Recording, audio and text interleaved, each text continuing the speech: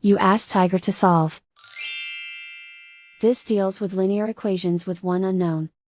The final result is x equals 35/6. Let's solve it step by step. Isolate the x. Multiply both sides by inverse fraction 5/6. Move the negative sign from the denominator to the numerator. Group like terms. Multiply the coefficients. Simplify the arithmetic.